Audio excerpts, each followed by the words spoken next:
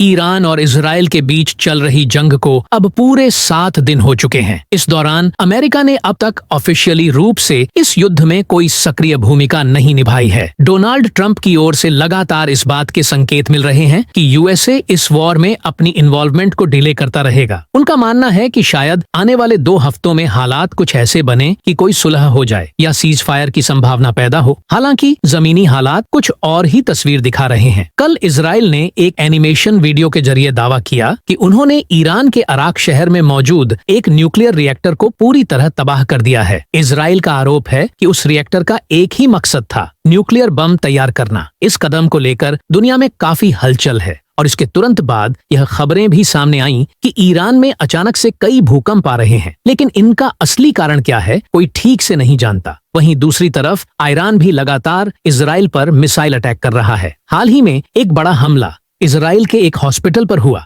जिससे काफी जान माल का नुकसान हुआ। ऐसे माहौल में जब हॉस्पिटल्स पर अटैक हो रहे हैं और न्यूक्लियर साइट्स को निशाना बनाया जा रहा है, हालात बद से बदतर होते जा रहे हैं। जहां तक भारत की बात है तो हम लोग पहले ही ऑपरेशन सिंधु के जरिए ईरान में मौजूद भारतीय स्टूडेंट्स को निकालना शुरू कर चुके हैं। बहुत सारे स्टूडेंट्स को आर्मेनिया के रास्ते दिल्ली लाया जा चुका है। हालांकि कुछ स्टूडेंट्स, खासकर जो कश्मीर से हैं, उन्होंने शिकायत की है कि उन्हें दिल्ली तो लाया गया, लेकिन वहां से कश्मीर तक जाने की कोई व्यवस्था नहीं की गई। अब भारत इजराइल में मौजूद अपने नागरिकों को भी निकालेगा, क्योंकि वॉर की दिशा देखकर ऐसा नहीं लगता कि यह जल्द थमेगा। ईरान के अंदर से भी कुछ आवाजें उठ रही हैं जो कह रही हैं कि अगर सीज फायर हुआ तो इससे इजराइल को अपनी सप्लाई लाइन को फिर से सेटअप करने का टाइम मिल जाएगा और वो और भी ज्यादा मिसाइल्स बना सकेगा। ईरान का दावा है कि इजराइल का मिसाइल डिफेंस सिस्टम पहले 90% एफिशिएंसी पर था, लेकिन अब वो घटकर करीब 65% पर आ गया है। और ईरान की तरफ से यह भी कहा गया है कि उन्होंने अभी तक अपने सबसे आधुनिक मिसाइल का इस्तेमाल भी नहीं किया है। इस पूरे वॉर से भारत की एक और चिंता है, चाबहार पोर्ट। भारत ने इस पोर्ट में लगभग $550 मिलियन इन्वेस्ट किए हैं। अगर इजराइल ईरान में कहीं भी बड़े अटैक करता है तो चाबहार पोर्ट भी रिस्क में आ सकता है। ऐसे में भारत की ये इन्वेस्टमेंट कई साल पीछे चली जाएगी। इसी बीच रूस ने भी इजराइल को एक स्ट्रॉन्ग वार्निंग दी है। पहले तो पुतिन ने नेतन्याहू से बातचीत की कोशिश की, लेकिन जब बात नहीं बनी तो रूस ने साफ कहा कि अगर इजराइल ने ईरान में बन रहे उनके न्यूक्लियर पावर प्लांट पर हमला किया तो इससे चेर्नोबिल जैसी ट्रेजेडी हो सकती है।